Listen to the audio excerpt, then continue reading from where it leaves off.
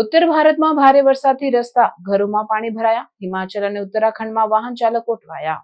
ઉત્તર ભારતના વિસ્તારોમાં તાજેતરમાં ભારે વરસાદ અને પૂર જેવી પરિસ્થિતિઓથી સામાન્ય જનજીવન ખૂબ જ અસરગ્રસ્ત બન્યું છે. હિમાચલ પ્રદેશ, ઉત્તર પ્રદેશ અને ઉત્તરાખંડમાં અનેક વિસ્તારોમાં સતત વરસાદ પડતા નદીઓ અને નાળાઓ ઓવરફ્લો થયા છે. અનેક ગામડાઓમાં પાણી ઘૂસી જતા ઘર, દુકાનો અને રોડ રસ્તા પાણીમાં ડૂબી ગયા છે. તેના લીધે વિસ્તારોમાં તાત્કાલિક રાહત કામગીરી અને સ્થળાંતર કરવાની જરૂર પડી છે.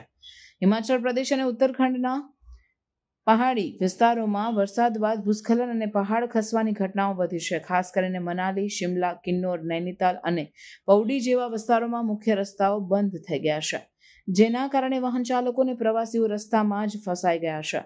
પ્રવાસી હરનામ અને સ્થાનિકોને તાત્કાલિક સલામત સ્થળે મોકલવામાં આવ્યા છે. તેમજ પૂરગ્રસ્ત વિસ્તારોમાં એનડીઆરએફ અને લોકલ પ્રશાસનની ટીમોએ રાહત અભિયાન શરૂ કર્યું છે. ઉત્તર રાજ્યના કેટલાક વિસ્તારોમાં રેડ એલર્ટ જાહેર કરવામાં આવ્યું છે અને વરસાદની વધુ આગાહી કરી છે. વીજ લાઇનની લાઇનો, રોડ, રસ્તા અને અન્ય જરૂરી માળખાકીય સેવાઓ પર વરસાદ અને પૂરનો ભારે પ્રભાવ પડ્યો છે. ખેડૂતોના પાક પણ પાણીમાં ડૂબી ગયા છે, જેથી કૃષિ ક્ષેત્રને પણ મોટું નુકસાન થયું છે.